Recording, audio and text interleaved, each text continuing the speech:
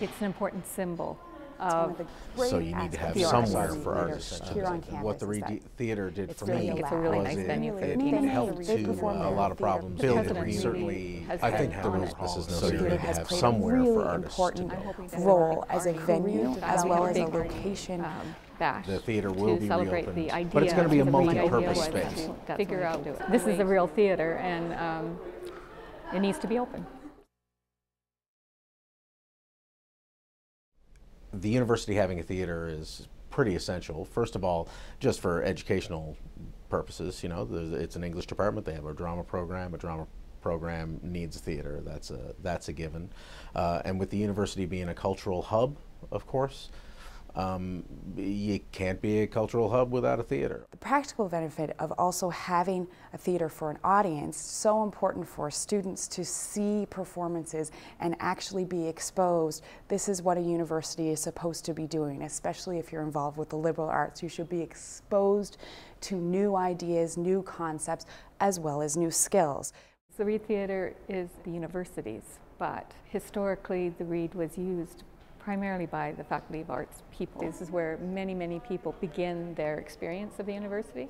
So I think of the Reid, which is behind us here, as being, in that sense, symbolic of how important the arts is. It's an arts and administration building, but this is the center of it, the core of it. A lot of people know the theatre as the Little Theatre, and they still call it the Little Theatre, even though it was more than 20 years ago that it was renamed after Robert Reid of the Reid family, which is best known for their work in the railway. Little Theatre is not named after a person. It's not named after Prime Minister Little. It's named really for the Little Theatre movement. Turn of the 19th century, Little Theatre is really synonymous with community theatre, experimental theatre. In the turn of the 20th century, it really led for Newfoundlanders for the Indigenous theatre, the cultural theatre revolution, or Renaissance as we call it. So in many ways, the Little Theatre movement led into things like Codco, Mummer's Troop, This Hour's 22 Minutes. And on top of that gravel, a foot. A Newfoundland foot. And on top of that foot, long, thick columns called legs. And in between those legs, balls. Huge Newfoundland balls. 1949, the coming of Confederation, eh? Joyce Hall, 29, Coronation Mill. I now declare this colony a part of Canada.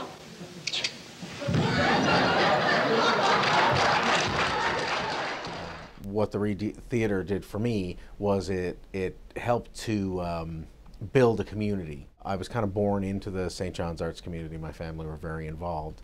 But as far as creating my own circle with people like Aidan Flynn and Steve O'Connell and Patrina Bromley and on and on and on the list goes. I attended so many countless performances here at the Reid, and I was also a performer.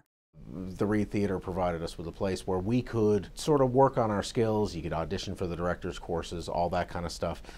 You could hang out, you could do readings. So I also think of the place not just as a place of entertainment, but a place of exposure, dialogue, discussion, and scholarship.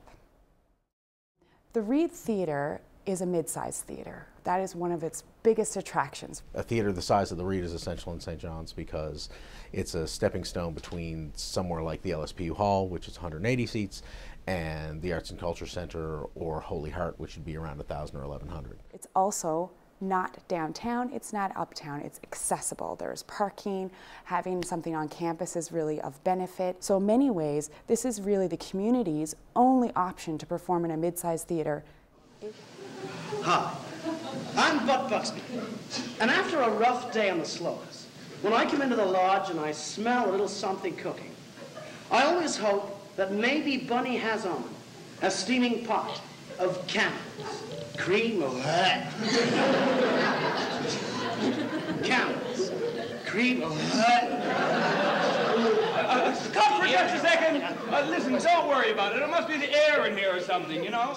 One of the things that we really appreciate is the extent to which the community did use the Reid for really important in a variety of events. So comedy shows, circus show I think was used, Codco used it. So who performed at the Reid Theatre in the local performing arts community? That would be pretty much everybody. Gordon Jones, Dick Bueller, and Michael Cook, and Clyde Rose from the Open Group. In fact, that's where Codco really got their start here in the city. Was Cod on a Stick was performed at the Little Theatre. Jill Kiley, musicians, the wonderful Grand Band have performed at the Little Theatre, or Buddy Wuss's name, dancers. That was really the premier place in the 60s before the Arts and Culture Center opened to have dance performances. So Peggy Baker, circus acts, Wonderbolt has performed there, Kittywig Dance Theatre, community groups, high schools, junior high schools, independent artists, well-established organizations, film screenings, that includes women's film festivals, as well as animation films, as well as experimental films like the Sound Symposium, name a name, they've performed there.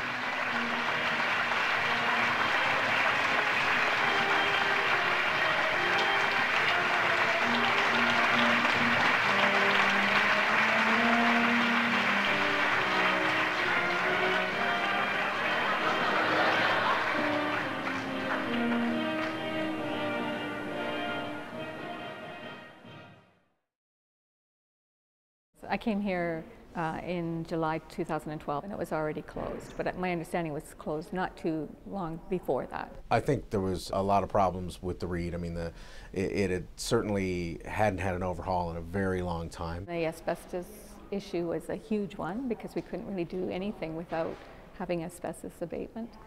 And then it was decided by the university that it was going to be a very, very expensive operation. To do that kind of overhaul, you can't just leave it open and do it piecemeal. I think the idea is that you have to do it properly. There's been a process in place looking at what should we do with the Reid, and so there are different options. We could have said it should be used for administrative offices, for example, but that was never really in the cards at all. The idea was to figure out a way to afford the Reid to be open again. It's quite a large priority for the next couple of years. It certainly comes up at every meeting now. The directive is coming down from the President's office that this is something that we have to pay very close attention to, so of course we do. The theater will be reopened as a theater. It's also going to be used as a teaching space, as it always was. From there, the President really has been on it. He's the one that made sure that it didn't disappear. He hired a consulting firm to look at possible models. And that's where the idea that it can be a convertible kind of space came about. There was one model that enabled us to use it as a classroom as well as a theater.